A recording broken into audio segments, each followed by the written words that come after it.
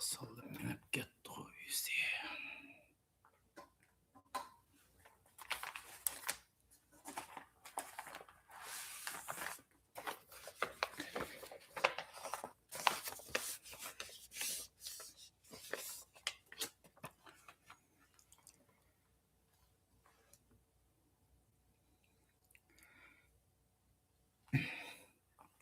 Salam. Salam Uyg'ur davlatim. Salam butun dunyodagi barliq vatan sevgan, millat sevgan, suyumlik vatanim, Uyg'uristonni sevgan, Uyg'ur davlatini sevgan butun dunyodagi barliq aziz qarindoshlar. Bugun yana sizlarga o'zim egallagan azroq ma'lumot ham o'ylaganlarimni ko'pchilikka yetkazib qo'y deb o'yladim. Bugun meniki ko'pchilikka so'zlaydigan temam vatandoshlar, O'rta Sharq rayonida cho'ng o'zgarishlar bo'lib keldi. Biz O'rta Sharq haqida ilgari nihoyat ko'p so'zlarni so'zladik. Uni boshqa men chislan deb o'tayman. Vatandoshlar 1-oyning 9-kuni 2026 bugun juma vatandoshlarimiz. Deganimdek vatandoshlar butun O'rta Sharq rayonlarining ishlarini u yerdan bu yerga jijiq so'zladik. Yani qachonki shu Iron Isroiliya urushi, Hamas Isroiliya urushi bo'lgandan tortib biz ko'plagan leksiyalarni so'zlab keldik va uning munosabatli holatda biz O'rta Sharqning vaziyatlarining qanday bo'lganligini biz ko'p so'zladik vatandoshlarimiz. Yana bugun endi O'rta Sharqqa doir, ya'ni Eronga doir buning munosabatli Turkiyaningki kelgusi haqida men azroq leksiya so'zlayman vatandoshlar. Ya'ni bugun so'zlaydigan temam Turkiya Eronning o'rnini olamdi degan tema bo'ldi vatandoshlar. Turkiya Eronning o'rnini olamdi degan temani men ko'pchilik azroq yo'rtib deb o'yladim. Chunki O'rta Sharqning vaziyatini o'zinglar bilyapsizlar. Bugun O'rta Sharq rayonida, ya'ni Eronda namoyish qilayotgan xalq molla rejimi qarshi namoyish qilyapti. Namoyish mening bilishimcha hozir 13-kuni qadam qo'ydi. O'lgan odamlarning soni taxminan 46, birlari 36 deydi, birlari 46 deydi, taxmin 50 ga yetganligini, Eron hokimiyatining bugundan boshlab internetni to'liq kesganligini, ham ba'zi chiqqan xabarlarda bu yerda Elon Musk u yerga internet berdi deydi, uni biz bilmaymiz. Lekin Eron rejiminingki Eron bo'yicha butun internetni kesganligini, ham Donald Trump efendimninki shu Eron hokimiyatiga qarshi so'zi, ya'ni sen begunoh xalqingni bostirsang men ustingga bostirib kiraman degandek otgan Twitter ham so'zlari, ham ba'zi senatorlarning Amerika prezidenti Donald Trump Obamaga o'xshamaydi. Bu deganni qiladi deb Eronga shundaq qattiq so'zlarni qilish bilan birga hamda Eron hokimiyati buning ta'tirisiga o'tib, shu Trump efendim otgan degan so'zlardan keyingi ko'chaga chiqqan xalqlarning hammalarini bu Amerika bilan bog'lanchisi bor deb o'tirib qo'lga oldiganligi to'g'riliq gaplar bo'lyapti vatandoshlar. Shunday gaplarni anglayapmiz. Vatandoshlar, ahvol ashundaq. Bugungi Eronning ahvoli ashundaq vatandoshlar. Ma temaga kirishdan burun azroq dedim, dunyoda yuz bergan azroq bir yangiliklarni desak vatandoshlarimiz. BDT'ninki Amerika hukumati, men Facebook'im yozib qo'ydim, Amerika shu BDT'ga munosabatlik 66 organdan to'liq chekinib chiqdi degan xabarlar tarqaldi vatandoshlar. Bu xabar to'g'ri ekan. Buni Turkiyaning muloyiz qilyapti, ba'zi yerlardan har turli yerlardan muloyiz qilyapti. Bu xabarninki manbasining to'g'riligini men to'g'ri deb turib qarayman. Demak, Amerika BDTdagi 66 organdan chiqib ketgan vatandoshlarimiz. Bu urra yaxshi bo'ldi men aytgan vaqtimizda. Yodinglarda bor, men shu Somalilarni Isroilga e'tirof qilgandan keyin men shu vaqtda bir leksiya so'zlagan. Dunyo xaritasi o'zgarmoqchi deb. Shu sababdan bilsanglar vatandoshlarimiz, bu o'tkir so'zlangan leksiya vatandoshlar kelgusiga nisbatan aytgan vaqtida. Zaten dunyodagi nurg'un odamlar buni leksiyani yaxshi ko'rmaydi, shuning uchun buni chekladi.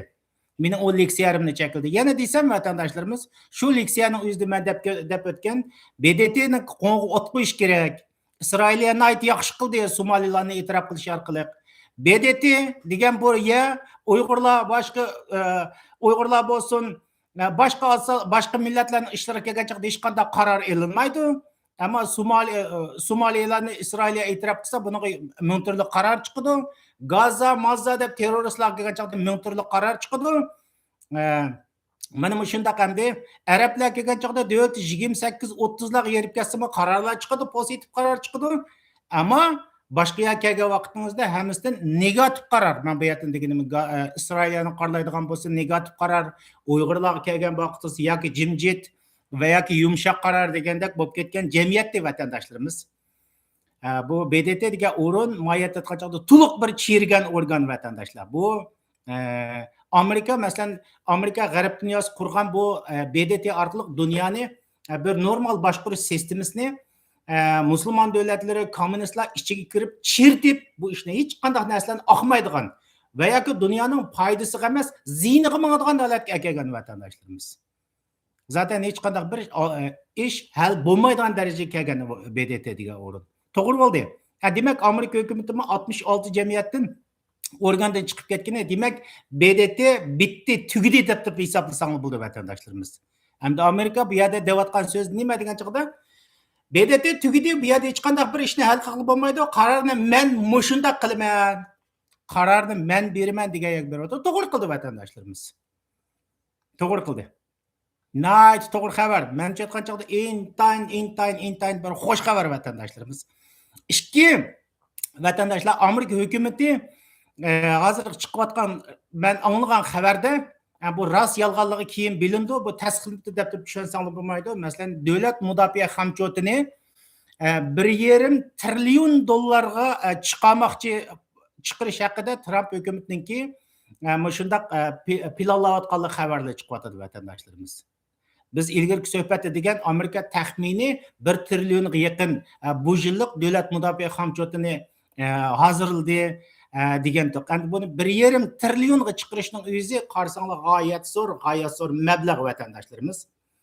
Demak, dunyodagi butun davlatlarning davlat mudofaa hamchotidan Amerikaning shu 1,5 trillion tasdiqlansa, Amerikaningki davlat mudofaa hamchoti butun dunyodagi davlatlarning davlat mudofaa hamchotidan sal yuqoriga chiqadi degan gap vatandoshlar.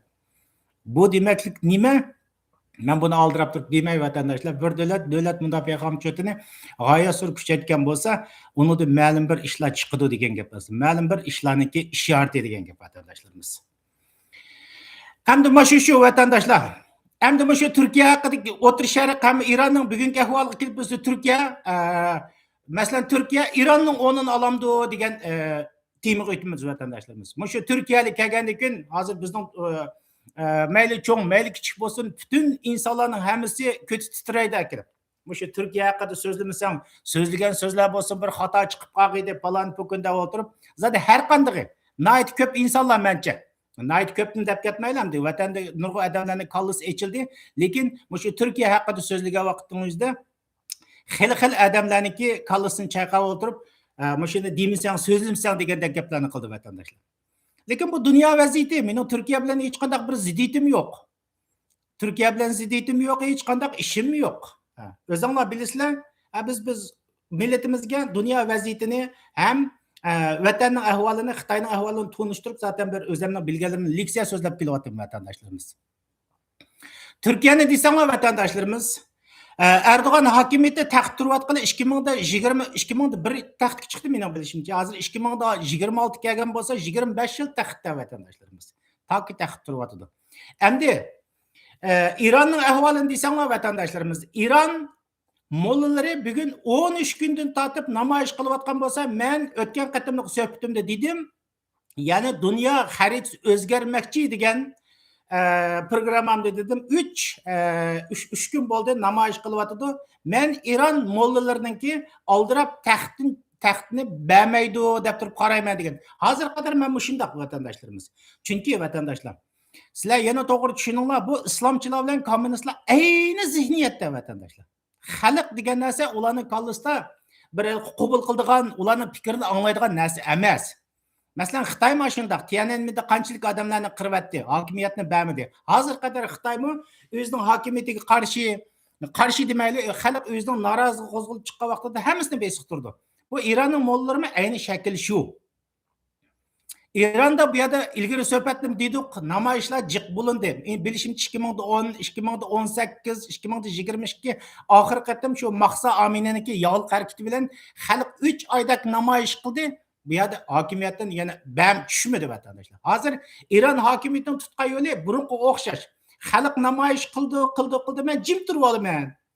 Bu 2-3 oy namoyish qilgandan keyin besqidi deb shunday. Bugungi reallik mencha uning o'xshamaydi. Bugun Eron xalqi butunlay qo'zg'alib chiqib, ilgari yog'liq bo'lgan bo'lsa, palon pukun bo'lgan bo'lsa, bir Eron xalqining qilayotgan namoyishi tipik Eron rejimiga qarshi, Eron mollariga qarshi, ya'ni tuzumni o'zgartirish, moll rejimiga qarshi namoyish qilyotdi desanglar bo'ldi vatandoshlar. Bu yerga ish azroq bir iqtisodning ishi, puliniki qimmatning tushib ketish masalasi emas, Eron mollariga tipik Eron mollarini yo'q, endi kattayotdi vatandoshlar. Qanchalik bardoshlik bera oladi bilmaymiz. Meningcha xalqi Eron xalqi yana davomli namoyishlarni qildigandek qildi. Masalan, Amerikaninki bu xabarlar chiqyotdi, endi bir O'rta Sharq rayoniga harbiy uskunlarni yo'tkavyotdi degan xabarlar chiqyotdi. Mayli u qanchalik yo'tkimsin Amerikaninki u Eronning atrofidagi hamma davlatlarda, degidek ko'pincha davlatlarda harbiy bazasi bor. Qachon harakat qilsa harakat qila oladi vatandoshlar. Amerikaning o'ylagan yeri bordi, endi mening bilishimcha bo'lgan vaqtida Eron hokimiyati qanday qildi desa, ya'ni burunga o'xshash, ayni vaqtda Mahsa Aminining namoyishi mening bilishimcha 3 oydan davomlashgan. 3 oy davomlashgan. Eron mollar taxtni bermadi. Bu qatimmi mening bilishimcha mushundaq namoyish qildi. Xalq zaten hozir bir ichki shaharlarni qo'lga ep bo'ldi deydi. Davomlashib kelgan vaqtning o'zida Eron hokimiyatining qo'lida bir alternativ qoldi vatandoshlar. Ba'zi xabarlarda deyotdi, Eron shu Moskvaga qochib ketdi. Eron mollari Moskvaga qochib ketdi. Xuddi Bashir Asad Moskvaga qochib ketgandek qochib ketdi shunday dedi. Men unda o'ylamayman vatandoshlar. Eron mollari u molla. Bashir Asad bo'lsa u molla emas vatandoshlar.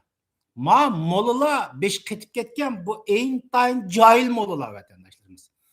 Sizlarga desam vatandoshlar, Eron mollalari shu xalq namoyishni qilaverib bo'lamagan vaqtingizda Erondan qildigan qo'lidagi birdan-bir alternativ hokimiyatni bermaydi, boshqa davlatga qochib chiqib ketmaydi. Unda hozir bu vaziyatni Eron mollarining o'zgartirishning birdan-bir yo'li qaysi degan vaqtingizda Eron Isroilga bomba etish kerak. Eron Isroilga bomba atgan vaqtingizda Isroil tabiiyki javob berdi.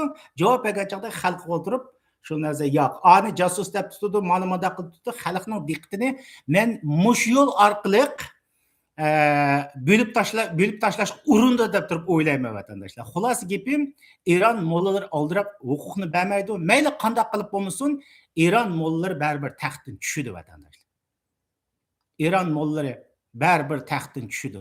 Buningga meningcha bo'lgan vaqtingizda Amerika va Isroilning yordam bo'lib ustiga zodi shu simiz bombalarni tashlab uni yo'qotmasang hokimiyatni bermaydigandek ko'rindi. Lekin Eron mollalari mening bilgan qadrimning o'zida Eronning o'zida mayli Amerikaga bo'lsin, mayli Isroilga bo'lsin qarshi urush qildi, ham ichida o'zining xalqiga qarshi urush qildi deb o'ylayman kelgusida. Vatandoshlar, o'zining xalqiga, o'zining hokimiyatiga qarshi chiqqan xalqlar bilan urush qildi deb o'ylayman Eron mollalarining bu tutayotgan yo'ldan. Vatandoshlar, chunki Eronning ishki qurilmasi qarsanglar, u yerdagi birla Paris degan birla Eronlik millat emas u yerda.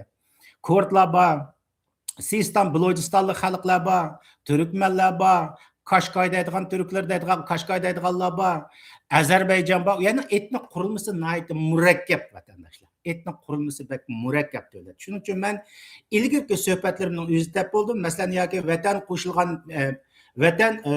qo'shilgan millat tang davlat degan programmamda men dedim, baribir Eron kelgusida parchalanib ketadi deb turib shunday degan vatan. Hozir men yana shu so'zimda turmaydi. Eron mollarining qo'li bilan bo'lsin va yoki boshqa usullar bo'yicha bo'lsin, Eron kelgusida baribir parchalanib ketadi vatandoshlar. Iqtisod qurilmasi to'liq cho'kdi u davlatningki. Bo'libmi, meningcha parchalanish o'sha Eron mollalarining qo'li orqali bo'ldigandek turdi. Chunki Eron mollari boy degandek Bu yerda Isroiliya endi bir vosita endi uniki, dushman deydigan vosita. Eng muhim bo'lgani dushmani o'zining xalqi bugungi kunning o'zida. Ammo Iran mollari taxtdan tushib ketgan vaqtning o'zida qanday bo'ldi desanglar, dunyodagi shiaizm deydigan, shia ideologiyasiga vaqildigan shiaizm yo'qolgan bo'ldi. Shiaizm yo'qolgan bo'ldi vatandoshlar. Shuning uchun bu yerda Iran mollalarini mayli Iranning ichidagi xalqi qancha million odamlar ko'chaga chiqdi biz bilmaymiz. Qolgan bilan baribir yana Iran mollalarini qo'llaydigan ichida yana molla va uning mollaga vakildigan rejim askarlari bor vatandoshlar. Ham dunyoning o'zida Hindistonda bo'lsin, Pokistonda bo'lsin, her yerlerinin o'zidan bu shiaizmni qo'llaydigan, ya'ni shialikni qo'llaydigan kuchlarning baribir yordamga erishidi. Shu sababdan Iran mollalari bu yerda oldirab huquqni bermay, davlatining ichida shu o'zining xalqini o'ltirish, ya'ni vaqt kelib qolsa ishga urishning ichiga petish mumkin deb turib qarayman. Mayli qanday qilib bo'lmasin. Mening o'ylaydiganim, mayli u İran'ı bir neçige parçalanıp, mesela Şia'ga vakil kıldıgan mollalar sepi u yerda bir tug'an taqdirini üzdü vatandaşlar? Vatandaşlar, İran baribir çöküdü. İran mollalarini menimcha bu vaqt masalasi baribir o'zining kuchini yo'qotdi deb o'ylayman vatandaşlar. Shu sababdan vatandaşlar, geografiyaning o'zida, masalan, O'rta Sharq rayonini qarsanglar, bugun O'rta Sharq rayonini qarsanglar vatandaşlar. Bu yerda Misrning kuchi asosan yo'q, Saudiya Arabistonining kuchi asosan yo'q. O'rta Sharq rayoni hamda Iron batimi shu Hezbollahni qo'llayotgan, Hamasni qo'llayotgan, Libnondagilarni qo'llayotgan Shia kuchlarini qo'llab o'tirib o'ziniki ikkinchi qo'li bo'lgan yerlarni qo'llash orqali mush Iron ham bugun Iron hokimiyati bo'lgandi. Biz ilk suhbatlarimizda dedik, Isroiliya hammasini urib tashladi, Hamasni tatib hammasini maqchaytirdi. Bugun Ironga keldi. İran baribir qanday parçalanish shaklida bo'lsin, qanday qilib bo'lsin, menimcha bo'lgan chog'da %100 parchalandi u davlat. Tushdi baribir. Tushdi vatandoshlar. Yiqildi, yo'qoldi u davlat. Mening tushuncham shu. Endi shunday bo'lgan vaqtimizda u rayonimizda qaysi bir kuch bor degan vaqtimizda Turkiya bor vatandoshlarimiz. Türk'ninki mesela Erdoğan ve Erdoğan'a fikir beriyotgan keynidagi Xitoylar bo'lsin, qolganlardan o'xshash fikr shu. Chunki bu yerda vatandoshlar İranni Amerika, Yevropaning urushi, Amerika Isroilning urushi biz uchun aytgan vaqtimizda eng cho'ng foyda. Ma gap aqlimga hozir keldi men deb qo'y vatandoshlar. Chunki Ironga Xitoydagi Shanxay hamkorlik tashkilotining a'zosi vatandoshlar. U Venezuelaga o'xshamaydi. İran Xitoy va Rus vakillik qilayotgan Shanxay hamkorlik tashkilotining a'zosi. Bu Shanxay hamkorlik tashkilotiga nisbat Iranninki mayli Amerika, mayli Isroiliya tarafidan bomba yeyishi, qattiq urilishi va yoki biroqni cho'kib ketishi biz uchun qanchada g'oyat zo'r ahamiyatga ega. Ikkinchidan, Iran bilan Xitoy o'rtasida 400 milliardlik savdo kelishim bor. Hozir hamda shu davlatda bo'lgan ishga urish va yoki boshqa ishlar uchun qanchalik qurollarni Xitoydan kelib, nimalarni u yerda yasadi biz bilmaymiz vatandoshlarimiz. Lekin Eronning yodinglarda bo'lsin, bombani yeyishi biz uchun aytgan vaqtimizda xo'shalinarlik ish. Ya'ni bizga tipik qarshi turayotgan Shanxay hamkorlik tashkilotining tipik qo'lg'ichisi Iran mollalari vatandoshlar. Navoda Iran qattiq bomba yegan vaqtning o'zida bilmaymiz. Bomba yeb Iran mollalarini masalan deylik, yo'qotdi deylik. Hamasning falan pokin lideriga o'xshash Isroiliya va yoki Amerika o'tirib to'liq urvatdi deylik. Bu vaqtning o'zida Shanxay hamkorlik tashkiloti degan tashkilot bir tashkilot bo'lgandan keyin chuqur bir oliy programmasi bo'ldi. Tabiiyki Uyg'urlarga qarshi. Ikkinchidan ba'zi programmasi bor, o chuqur ma'lumot qilish orqali Amerika, Yevropa o'zining dushman sanagan davlatlarga qarshi turish. Endi Iran mollalarini, ya'ni Shanxay hamkorlik tashkiloti Iran mollalarini Amerika, Isroil urvatgan vaqtimizda buni ya Rus qo'g'diyamasa va yoki buni o'ltirib Xitoy qo'g'diyamasa, bu vaqtimizda Shanxay hamkorlik tashkiloti mening bilgan doiramizda taqilishga majbur bo'ldi. Chunki u o'zining bexatarlik masalasi, hokimiyatning bexatarlik masalasi kelgan chog'da buni qo'g'diyamasa, u tashkilot turishning cho'ng bir aloyitligi bo'lmaydi vatandoshlar. Shuning uchun Amerika va Isroiliyaning Iranni urushini men umid qilaman vatandoshlar. Qattiq urush kerak. Qattiq urush kerak vatandoshlarimiz. Endi gapimga kelsam vatandoshlarimiz. Iran tushgandan keyin qanday bo'ldi desanglar, buning o'rnini Turkiya oldi vatandoshlar. Dunyoda siyosat shunday. Bir kuch tushgandan keyin uning yana bir kuch chiqdi vatandoshlar. U rayonimizda bir kuch tushgandan keyin yana bir kuch u rayonning o'ziga cho'ngchilik qilma deb turib chiqadi. Masalan, hozir deb o'tdik, Misr'ninki kuchi yo'q.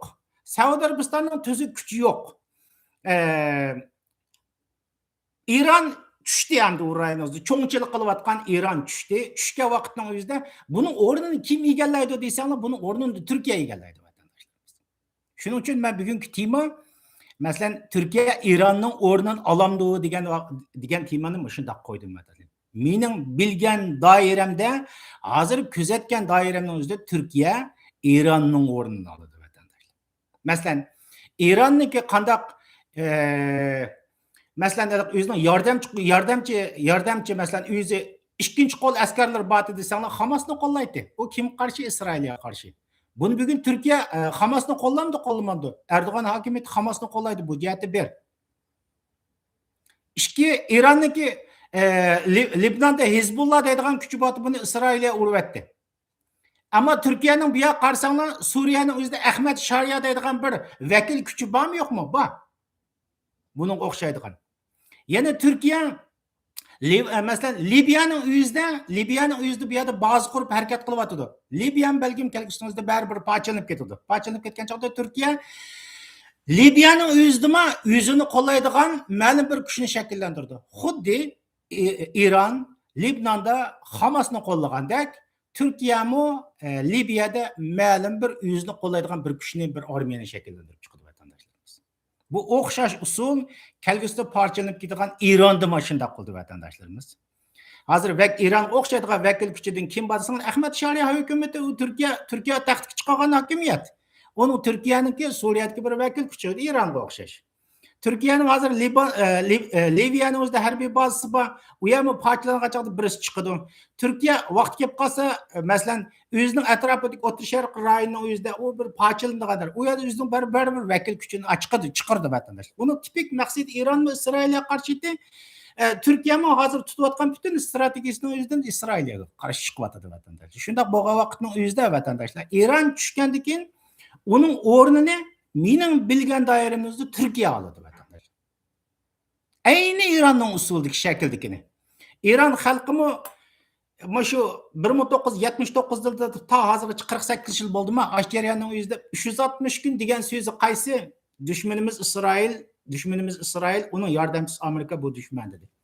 Hozir Erdo'g'an hokimiyatidan keyin shu Hamasni qo'llaganligidan men cho'chidim rostdan degan vaqtimizda. İran bilan o'xshash usulda Hamasni qo'llab chiqdi. Yani bu Türkiye'mi masalan Suriyada o'zining vakil kuchini shakllantirsa, kelgusida Liban'da o'zining vakil kuchini shakllantirsa, xuddi İran'ga o'xshash, Libnonda o'zining vakil kuchini shakllantirsa, xuddi uningga o'xshash, kelgusida İranning o'zidan baribir vakil kuchini shakllantirish mumkin. Turkiyaning yana bir tipik qarshi turadigan kishi kurdlar. Mayli Suriyada bo'lsin, qanday yerda bo'lsin, kurdlarga bir mustaqil davlat qurdirmaymiz deb turib harakat qildi. Ya'ni Türkiye muşu siyasete kelgan chaqda Kurdlar dunyoda yo'q deb turib muomala qildi. Bu sababdan bu yerda mayli Kurdlarni bana qilgan bo'lsin, mayli Isroilni bana qilgan bo'lsin, xuddi bugun Suriyadagi o'xshash İrandimi, O'rta Sharqdagi ma'lum davlatlarning o'zida o'zining vakil kuchini shakllantirdi vatandoshlar. U banani qanday izlaydi desa, masalan, Kurdlarni yoki Isroilga qo'llayotdi. Shuning uchun men uni qarshi deydi. Vaqt kelib qolsa yoki Hamas deydi. Ish qilib uningga dushman balikim bor vatandoshlar. Türkiye'ga. Shuning uchun men kelgusida İran tushgandan keyin İranning ayni qilib shakliga o'xshaydigan, shu molla rejimidan ozroqli farqlanadigan bir sistemimizdagi Turkiyani kelgusida oldimizda ko'ra olamiz deb o'ylaymiz. Masalan, Erdo'g'an va AKP hokimiyati u mollamchi hokimiyat, dinchi hokimiyat, islomchi hokimiyat. 25 yildan birisi to'g'ri 25 yildan birisi taxtda. Men Erdo'g'anni taxtdan tushirdi deb ishonmayman vatandoshlarimiz. Uning tayyorligi shu Isroilga qarshi xuddi bugun İran qandoq bo'lgan bo'lsa, bu İran qandoq bo'lib kelgan bo'lsa, İran yiqilgandan keyin buni ashnayt yaxshi bo'ldi deb davr oladiganini o'tkazib oladigan O'rta Sharq rayonidagi kuchni men Turkiya deb turib o'ylayman. Masalan, Turkiya o'zining qurol yaroqlarini bilgan doiramizda qattiq taraqqiy qildiryapti. Mumkin qadar qurol yaroq yasayapti. İqtisod qanchalik cho'kishdan qat'iy nazar xuddi Shimoliy Koreyaga o'xshash, u qurol yasayapti. Xalqiga deyapti-ki, Turkiya hokimiyati, yo'q, bizning dushmanimiz bu yoqda PKK va MKK va YPG va İran va Isroil va Amerika va hammasi bor. Men Qurolni yaxshi yasab, sizning bexatarligingizni qo'g'day, siz nomratlikka ko'ning. Xuddi Eron xalqiga o'xshash. Eronliklar qanday bo'ldi? Mushu 79dan tortib bizning mondaq dushmanimiz bor. Bizni dushmanimizni yo'qotish uchun atom quroli yasashimiz kerak, ani qilishimiz kerak, mani qilishimiz kerak. Biz buni qilishimizga Amerika dushmanlik qilyotdi. Men sizlarni qattiq bayqab etmoqchi edim. Dushman kuchlarni ko'ringlar, Amerika, Yevropa dushman. Shuning uchun biz mushundaq nomratlik ko'nyapmiz, nomrat qilyapmiz deb o'zining dushmanni Amerika, Isroil yoki Yevropa deb ko'z tutib, o'zining xato siyosatidan bugungi xalqni ashundaq nomrat holatga aytayotganmi? Mush Eron mo'llar. Men ayni usul bo'yicha Türkiye'nin mu Eron mo'llarga o'xshash dushmanimiz anda bo'lganmiz atrofimizda. Bakchiq YPG, MPG, PKK falan bukuni yanda o'tirib Isroil, u yoqdan o'tirib Amerika, bu yoqdan Yevropa hammasi bor. Zaten Xitoy dushman emas ularga nisbatan aytgan vaqtimizda. Turkiyaliklar Xitoyni asla dushman deb hisoblamaydi vatandoshlar. Dushmanimiz mushundaq bo'lgandan keyin biz qurol yarog'ni yaxshi yasaylik. Bu gapni takrorladim muhim. Chunki sizning bexatarligingizni biz qo'g'daylik. Qurol yarog'ni xuddi Eron mo'llariga o'xshash. Mushundaq yaxshi qurollarni bexatarligingizni qo'g'daylik. Dushmanimizga qarshi turaylik. Ammo Turkiya xalqi siz nomratlik kuni deb o'tirib ajinda mangadi menga. Shu sababdan vatandoshlar ikkisining shakl hamma narsa 90lik qurilmalarga ayt o'xshaydi. Faqat birsili Eron mo'llari Shia, Erdo'g'an bo'lsa Sunni yani. Bu ishning bilan mushu real ahvolni, masalan, Erdo'g'an taxtda turayotgan ahvol ostida deb turib o'ylayman vatandoshlar. Hamda u jon degan bir Erdo'g'an balkim bilmaymiz qolgan gaplarni demayli. Ammo shundaq bo'lgan vaqtimizda qurilma jihatdan selishsang, ash qurilmaga Eronning qurilmasiga Turkiya ayni usul bo'yicha ketyapti. Ya'ni Turkiya hujjat etgan vaqtimizda yana O'rta Osiyodagi davlatlarni oldiga oladi. Vakil kuchni nayt oson yig'alaydi. Masalan, vaqti kelib qolsa Turkmanlar, Iroqdagi Turkmanlardimi Turkman guruhi qilib askar yig'alaydi. Masalan, Suriyadagi Turkmanlardimi askar yig'alaydi vatandoshlar. Masalan, Eron pochilinib ketgandan keyin Erondagi Ozarbayjonni yig'ib o'tirib askar yig'alaydi. Vaqti kelib qolsa u yoqdan o'tib o'tirib O'rta Osiyonimi, sen degan biz turk, sen biz dushmaning mavida turib O'rta Osiyonimi vaqti kelib qolsa oldiga olaydi vatandosh. Lekin O'rta Osiyo xalqi oldirab oldindaga daqamaydi.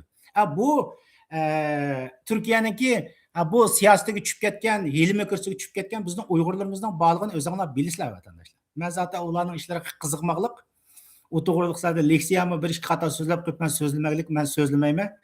Bu Turkiyaning kelgusidagi o'zining Eronning yiqilgandan keyin o'zining O'rta Sharq rayonida cho'ng kuch bo'laman deb turib, xuddi Eronga o'xshash harakat qilayotgan Eronning yana bir qilib shakli Turkiya vatandoshlar. Buni mushundaq tushunsanglar bo'ldi vatandoshlarimiz.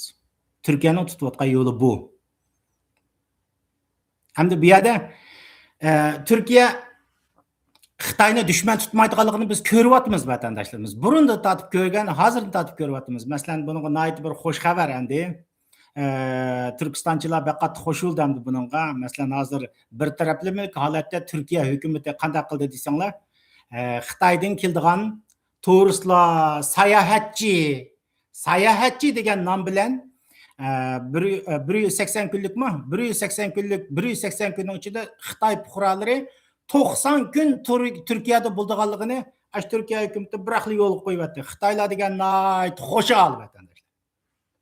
Turkiyaning bu yerda o'ylayotgan siyosati qaysi desanglar vatandoshlar? Masalan, bu viza masalasiga kelgan vaqtingizda asli har ikki taraf kelishib turib, 90 kun bekorlik viza bo'lgan bo'lsa, kirib chiqalaydigan bo'lgan bo'lsa, Turkiyami, Xitoymi 90 kunlik, bumi 90 kunlik qilish kerak. Hozirgi vaqtimizda Turkiya hukumati o'z oldiga Xitoy fuqarolari Turkiyaga 180 kun uchun 90 kun ziyorat qilsa bo'ldi. Ammo Turkiya fuqarolari u yoqqa berib 180 kun uchun 90 kun ziyorat qilsa bo'lmaydi vatandoshlar. Bu yerda Turkiyaning tutayotgan siyosati xalqarada o'zgarayotgan, O'rta Sharqda o'zgarayotgan, masalan, Eronning tushib ketish ehtimolligi bo'lgan mushundaq vaqtning o'zida Turkiya hukumati garantini deyotdiki bu yerda sen Eronga 400 million mablag'ni silib, Eron bilan hamkorlashding, baribir ketidi u yer. Sen 400 milliard dollarlikdek mablag'ni mening davlatimga sog'in deyotdi vatandoshlar. Mening davlatimga sog'in sen kelgin. İranның İpek yolu stratегиясы болса, қайсы жақтан болсаң, сен 400 миллиард доллардың у yerге саватса, ұшып кетіш алды тұрып атыды. Сен маңа келгін, маңа мәбләғ сағын, маның білән həmkarlaşqın. Мен сен білән ақырғычы бірге деген сигналны беріп атыды ватандашларымыз. Қытай қыламды қылмамды бұны. Қытай қыламды қылмамды. Қылды ватандашларымыз. Азырғы вақытымызда Иран, мәселе Иран түшкенде екен, bu yerda hozir Xitoyning asosli mablag' selayotgan yo'li Venesuela u yerda tushdi endi. Endi bu Iran bu yerda tushgan vaqtning o'zida shu masalan Pokistonga jiq mablag' selayotgan o'rayning o'zida azroq o'tgan vaqtning o'zida Pokistonga mablag' u Pokistondagi bu to'xtagan bo'ldi. U yerdagi terror urushlari tufayli hozirgi vaqtning o'zida shu O'rta Sharq, shu davlatlarning o'zida Xitoy sal qo'rqmayroq mablag' sola oladigan davlat qaysi bo'lib qoldi degan chaqda shu Turkiya bo'lib qoldi. Bu Türkiye hakimiyetinki şu 90 günlük vizini Xitoy fuqarolari uchun bekor qilish, kirib chiqsang bo'ldi deganlikning o'zi Türkiye Xitoy men sen bilan do'st, qanchalik Xitoylarning kelsan kelivagin, men sen bilan mangulik ittifoqdosh. Yetarki kelgin. Qanchalik Xitoy tushib kelsin kelgin, mablag' sog'in, men sen bilan birga deb atadi vatandoshlar. Bu yerda nurg'unlari adamlar muloyiz qilyapti dunyoning o'zida. Xitoy unchalik mablag' solmaydi bu deb. Mablag' soldi vatandoshlar. Xitoy nima deb mablag' solmaydi bu yoqqa? Mablag' soldi. Chunki Turkiyaniki jug'rafiyalik o'rni intayin muhim. Xitoy Turkiyani to'liq qo'lga keltirib olgan ahvol ostida. Turkiyani Xitoy o'zinglar bilsanglar, naytim jiroqni o'ylaydi Xitoylar. Masalan, Xitoy Turkiyani qo'lga keltirib olgan ahvolda vatandoshlar. Bu yerda O'rta Sharq hukmronlik qila oladi, bu yoqdan Yevropaga hukmronlik qila oladi, u yoqdan Afrikaga keta oladi. Xitoy qachonda Turkiya intayin muhim. Shuning uchun u Ipak yo'li strategiyasida Xitoyning Turkiyaning deyotgani Uyg'uriston bilan Istanbulni tutashtiramiz. Ya'ni Beijing bilan İstanbul o'rtasidagi bizning ko'rigimiz bu Uyg'ur davlati deb Turkiya hukumati to'g'ri degan vatandoshlar. Xitoyning qanday siyosat qo'llanganini Turkiya hukumati o'z oldiga ishni echyotadi. Turkiyada Xitoylar mej-mej qaynab ketishi mumkin. Turkistonchilar qattiq xo'shal bo'ldi. O ikkisining o'rtasida pulning bir o'rtaq ishlatadi. Hozir chiqayotgan gaplarning o'zida masalan Xitoy puli yuanni qo'llanishmi kelyapti bu yerda. Albatta u yuanni pul sifatida qo'llanmaydi bu yoqda. Xitoyning WeChat applari orqali yoki app orqali pet qilib to'lab ketilaveradi vatandoshlar. Demak, sizlar deyotgan bu Turkistonchilarning makoni, ya'ni sizlar shunchalik Turkiston Türkiye anı qildi, Türkiye mani qildi. Men shu tashqi dunyoga chiqsam, Allah so'zlaydi. Bu odamlar bugungi real ahvoldan endi xil ba'zilari cho'chigandek qildi. Lekin Turkiya ash yo'lda mangdi vatandoshlarimiz. Yana birisi vatandoshlar, hozir Turkiya baribir NATOda bo'lgandan keyin bu yerda baribir munosabat yotadi, Amerika bilan munosabat qilyapti, Yevropa munosabat qiladi. Bu Turkiyaning qo'lidagi kuzur. Turkiya men NATOda bo'lgandan keyin Amerika, Yevropa bilan NATO davlatlari bilan hamkorlashman deyapti. Bu yoqdan Xitoy bilan hamkorlashman deyapti. Turkiyaning o'ylaydigani qaysi desanglar, baribir NATOning parchalanib ketadi. NATO baribir ketadi vatandoshlarimiz. U mangulik o'rin emas. Chunki hozir Amerikaliklarning nazarida NATO nima uchun qurildi desanglar, Rossiyaga qarshi qurilgan, Sovet ittifoqiga qarshi 1949-yil qurilgan. NATO qarshi obyekti kommunistlar, ya'ni Sovet ittifoqiga qarshi qurilgan. Sovet ittifoqi bir qator parchalandi 91-yil. Bugungi Rossiyaga qarasanglar, Rossiyani har qanday tahdid degan bilan bugun 4 yildan birisi Ukraina ololmayotdi vatandoshlarimiz. Kichik bir Ukrainani olamagan Rossiya qanday qilib o'tirib butun Yevropaga tahdid bo'lsin. Shuning uchun bu yerda NATO'ningki tubki maqsadi Sovet ittifoqiga qarshi turishdan iborat. Bu yerdagi tubki ana maqsadi asta bu uzun emas mening bilishimcha, bu amaldan qoldi. NATO xashlagan pullarni masalan Amerika asosli to'laydi. Anda bo'lgan bo'lsa, bizning asl dushmanimiz Sovet ittifoqi edi. Sovet ittifoqi bilan Rossiyani ko'rdingiz, 4 yildan birisi alamada anda bo'lsa, NATO o'zining vazifasini ado qildi. Desa, Amerika hukumati davrdi. Chunki bu yerda amaliy reallik qarshi shu. Ross hech qanday bir tahdid saqdak niyati yo'q. Salolmayotdi. Ukraynani ala olmayotidi. Endi u yoqdan Xitoyni desangiz, Xitoyning bu Yevropaga kelib bir harakat ko'rsatgandek bir kuch qobiliyatining yo'q ekanligini ko'ryapmiz. 25 yildan birisi manevrlarni qilyotidi. Tramp akamning og'iz buncha degancha 25 yildan birisi harbiy manevrlarni kuch ko'rsatib qo'yayotidi. Tayvanni ololmayotidi. Tayvanni olamagan Xitoy qandoqsiz kelib, okeanning bu tarafidagi Yevropaga dushman bo'lib qolsin. Shuning uchun bu yerda NATO baribir qoladi. NATO qolgandan keyin Turkiyaniki Amerika Yevropalar bilan bo'lgan siyosiy jihatda, harbiy jihatga bog'lanish asosan uzildi. Shuning uchun bu Turkiya bu vaqtning o'zida hozir hadeb o'zining qurol yaroqlarini o'zi taraqqiy qildirayotgani mushu sababdan vatandoshlar mening tushunganim. NATO baribir qoladi, NATOdan chiqib ketamiz. Bu vaqtning o'zida o'zimizning qurol kuchiga tayanamiz. Bu yoqda hamkorlashligimiz Xitoy degan yo'lni, signalni beryapti, ham shu yo'lni qilib kelyapti vatandoshlar. Anda qo'ygan bo'lsa, nim deb dunyoda hech qanday 90 kunlik 3 ay Xitoylar aşağı kelalaydi. Demak, Turkiyaning o'zida puli bor Xitoylar Turkiyaga yanimi ko'p kelalaydi degan gap vaqt kelib qolsa, uy olalaydi, xohlagancha to'ymi qila oladi u yoqdan. Bu yerda Chin turklari shakllandi, uzoq qolmay o Turkiyani deyotgan Uyg'ur turklar, Qozoq turklar dedi, Chin degan qandoq buni Chin turklari deb o'tirib buni ismni qo'ya oladi. Turkiya bu Xitoydan tutayotgan siyosatlar burundan tortib qandoq amaldorlarni, davlat hokimiyatini chirtidi ular. Amaldorlarni, Turkiya amaldorlarini yoki belediya bo'lsin va yoki noya bo'lsin va yoki harbiy o'rinlarga bu asta-asta singib kirib butunlay Venesueladan bo'lgan shashiq o'zinglar bilasizlar. Venesuelaning nefitlarini hammasini u yoqqa yapmagan xalqqa kelsanglar o'zini namrat. Shuning uchun Maduro hukumati ketgandan keyin butun xalq ko'chaga chiqib tantana qildi Madurodan ketgandan. Amerikaning tutib ketdi. Amerikaga rahmat dedi. Demak, Xitoy hukumati o'zining mablag'an sog'an rayonlarning o'zida butun chirik hokimiyat davlatlarni shularni chirtish orqali ularni so'mirdigan gap. Hamda Turkiya kelgandan keyin ayni usulni qo'llandi. Qancha jiq kelolsa turklar bilan to'y qildi, u yerniki havo muhitini tubdan boshqacha o'zgarish paydo qildi. Hokimiyatlarni chirtidi. Yani hokimiyatlarni asta-asta qo'lga kirgizishga tirishadi va yoki qo'lga oladi. Bu orqali qanday qildi desanglar, Turkiyaning o'zidimi Amerikaga o'xshash kelgusida bir yo'g'on bir Chinatown, Xitoy shahri.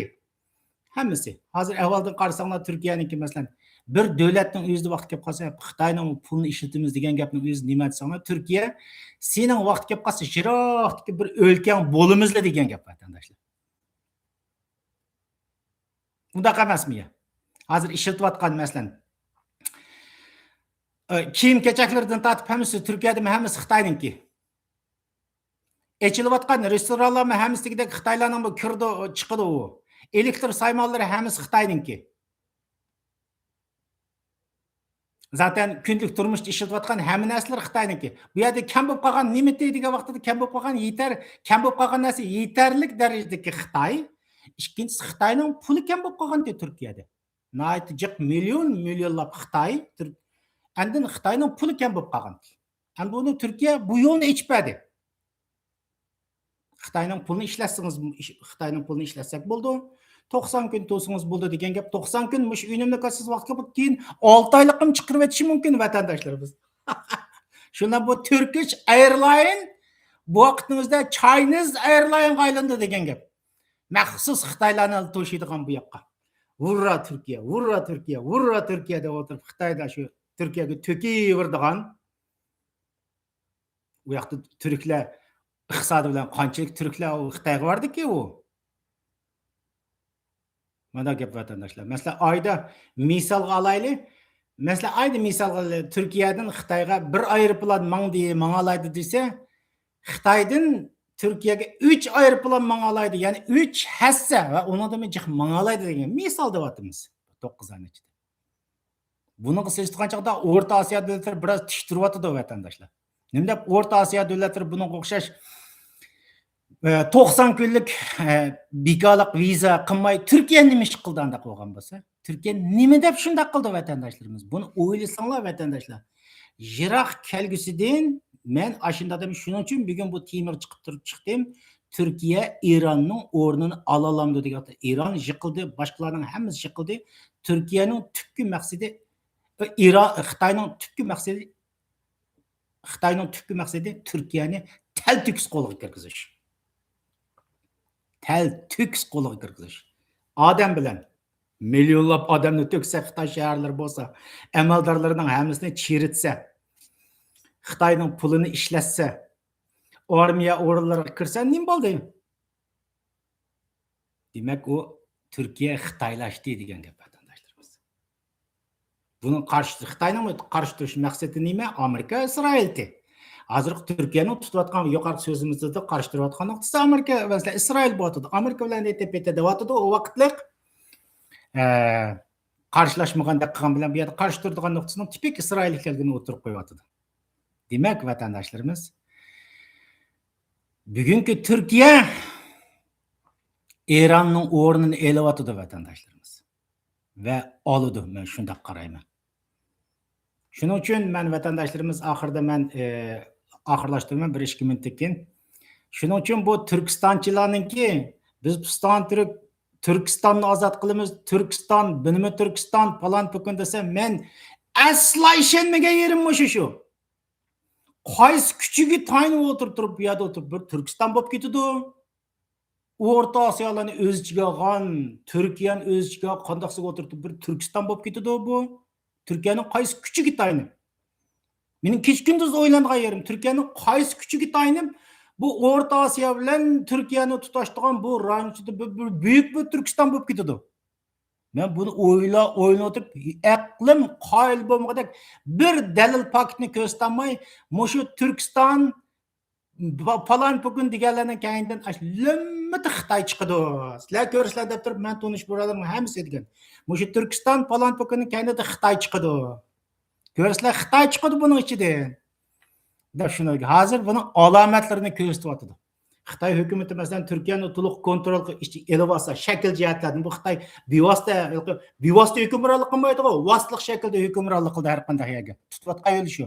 Turkiyani qo'lga kirgizib olgandan keyin, anda bo'lgan bo'lsa, O'rta Osiyodan tortib falan bugün kelgan joylarning hammasini biz Turkiston deb turib ataylik.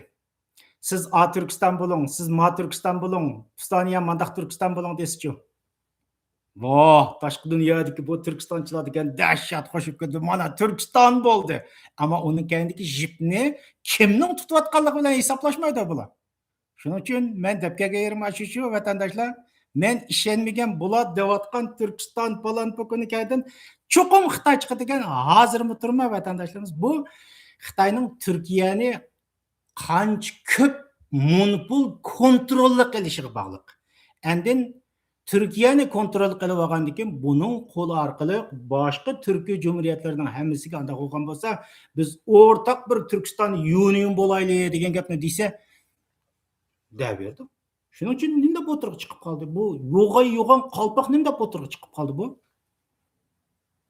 Burundan tortib ishonmagan, hozirmi ishonmayman. Buning kaynidan mening shu yana takrorday vatandoshlar 90 kunlik bekorlik degan gapning o'zidan mushniki Turkiston degan so'zning o'zidan chiqayotgan alomatlarning o'zidan O'rta Sharq real ahvollarining o'zidan Xitoy qanday qilib bo'lmasa vatandoshlar O'rta Sharq rayonidan ayrilib qolib qolsa Xitoy cho'nkish bo'lamaydi vatandoshlar. Shuning uchun Eronga kirib 400 milliard dollarlik mablag' solgan Eron baribir ketdi. Bu yerda birdan-bir tutib tura oladigan davlati hozirgi vaqtning o'zida shu Turkiya qoldi. İsrail'e qolgan Misr, Arab davlatlarining hammasini go'mushtib uriblar. Bularning beshi uriblar. O'zining diginiga kelyapti. Buning bir misoli masalan hozir Yamanni Saudiya Arabistoni uryapti.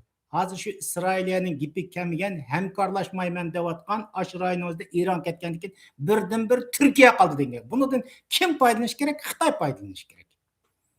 Unda qo'ygandan keyin Xitoy bu yerda Turkiyani iqtisodiy jihatdan, siyosiy jihatdan to'liq kontrol qilib olgan holatda O'rta Osiyo davlatlarini Turkiyaning qo'li orqali kontrol qilish uchun qanday qilish kerak? Bu yerda Turkiston Federatsiyasi falan hukumatini o'tirib chiqarish kerak vatandosh. Shuning uchun men ishonmagan bularni Turkistonchilarning deyotgan gaplariga ishonmagan yerim shu. Qolgan ishlarni ko'raylik vatandoshlar. Oldimizda reallik qanday bo'ldi? Bugungi suhbatim mushagichi bo'lsa vatandoshlarimiz yana ko'rishib qolamiz agar ishqa 15-sizlar kuni mangma uninggacha ko'rishib qilishimiz mumkin. Real vaziyat ko'pchilikniki ma temi to'g'riliq so'zlab bersangiz degan bo'lsa, buni o'ginib, shuniga tayyor qila olsam, yana bir qator suhbat qilamiz deb o'ylayapman. Bo'lmay qolgan vaqtingizda yana kam degan chog'da 20 kundan keyin yana ko'rishimiz vatandoshlar. Kanalimga a'zo bo'lishni unutib qolmanglar vatandoshlarimiz. Andin qo'linglardan kelsa taqtishni unutib qolmanglar vatandoshlar. Keyin ko'rishgacha. Aile ballariңlarni quchoqlanglar, yaxshi o'tinglar vatandoshlarimiz. Xo'shal qaram o'tinglar. Ko'rishganman bo'laylik. Xo'sh.